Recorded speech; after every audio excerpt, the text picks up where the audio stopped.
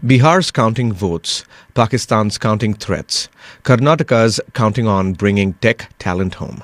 And India just told an international court exactly where it can file its decision on the Indus Waters Treaty. From election results that could reshape one state to rail deals that could reshape regional trade.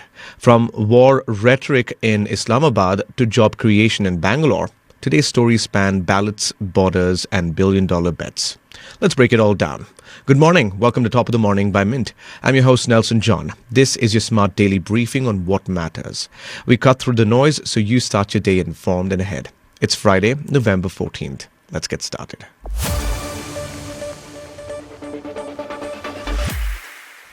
Bihar is about to find out who runs the state for the next 5 years. Vote counting started at 8 a.m. this morning across all 243 assembly constituencies, with postal ballots going first, then the EVMs. Here's what's making this election special. Bihar just recorded its highest voter turnout since 1951. We're talking about 66.91% of eligible voters actually showing up. Phase 1 saw 65.08% turnout. Phase 2 jumped to 68.76%. That's millions of people making their voices heard. The Election Commission has this operation running like clockwork. They've deployed 243 returning officers, set up 4,372 counting tables, and brought in 18,000 counting agents. Plus, they're doing VVPAT verification at 5 polling stations per constituency to keep everything transparent. So, who's in the ring?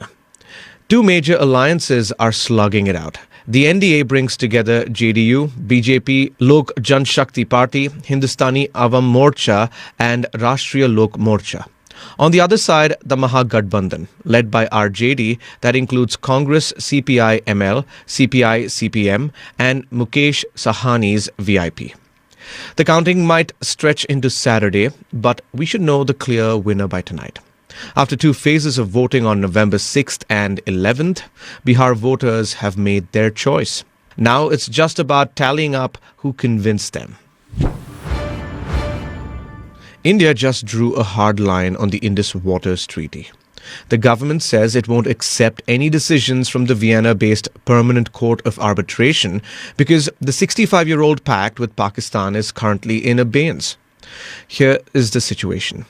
Pakistan plans to proceed with neutral expert proceedings in Vienna next week on 2 Indian hydroelectric projects, Kishan Ganga and Ratle in Jammu and Kashmir. But an Indian official made it clear India will consider any decision arising out of this proceeding as null and void. The treaty has been suspended since April 22nd, a day after a terror attack in Pahalgam that killed 26 people. India blamed Pakistan and responded with airstrikes on terror bases across the border.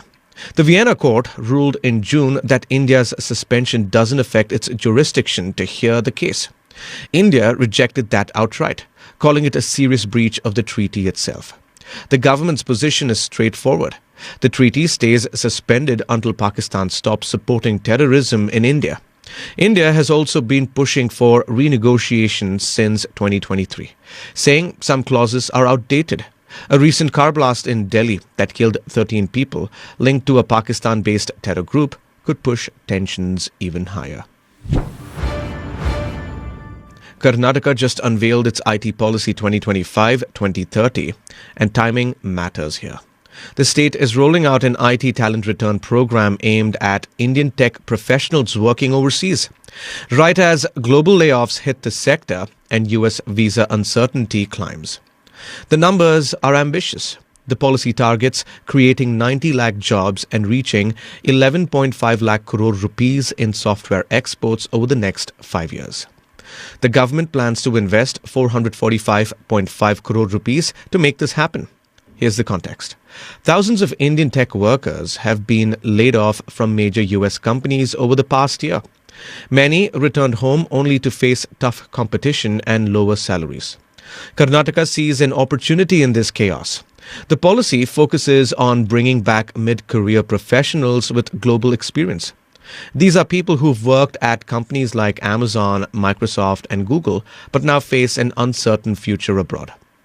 Beyond bringing people back, the state wants to spread tech jobs across cities like Mysore, Mangalore, and Hubli Dharwad instead of concreting everything in Bangalore. The plan includes building tech clusters, common labs, and specializing incubators in these regions. India and Nepal just signed a deal that could reshape how goods move between the two countries. Commerce Minister Piyush Goyal and Anil Kumar Sinha exchanged a letter of exchange in New Delhi on Thursday, expanding rail-based freight movement. Here's what changes. The agreement opens the Jogbani-Biratnagar rail link for both containerized and bulk cargo. Now that means goods from Kolkata and Visakhapatnam ports can move directly by rail to Nepal's customs yard near Biratnagar. This rail link was actually built with Indian grant money and inaugurated back in June 2023. But it's taken until now to get the transit protocol amended. The delay meant the infrastructure sat underutilized while traders continued paying premium rates for road transport. India remains Nepal's largest trade partner. Last fiscal year alone, Nepal exported goods worth 224.68 billion rupees to India. This rail connectivity should ease pressure on the congested Birgunj checkpoint and lower transport costs across the border. The agreement comes 2 weeks after both countries signed separate deals for cross-border power transmission infrastructure. Pakistan's Defence Minister Khwaja Asif escalated rhetoric against India and Afghanistan. Speaking at a public event, he declared Pakistan is fully prepared for simultaneous attacks on both its eastern and western borders. A suicide bombing killed 12 people in Islamabad on Tuesday. The Pakistani Taliban claimed responsibility. Instead of focusing on internal security, Asif blamed external actors. He accused the Taliban for sheltering terror groups and acting as India's proxy. Pakistan Prime Minister Shehbaz Sharif echoed similar claims, suggesting groups with Indian support orchestrated the Islamabad attack. Both leaders pointed fingers at Afghanistan and India without providing evidence. India dismissed the statement outright. Indian officials called it a desperate attempt to deflect attention from Pakistan's internal security crisis. They noted the timing. Forensic reports on the recent Delhi blast suggest possible military-grade explosives. The rhetoric highlights Pakistan's deepening challenges. The country faces frequent militant attacks, straining diplomatic ties with neighbors, and ongoing economic crisis. Analysts warn these statements could further destabilize an already volatile region. That's all for today. Thank you for joining in. We're looking forward to our next Top of the Morning episode, which will be packed with the latest news. Until then, this is Nelson Johns signing off. Have a fantastic Friday.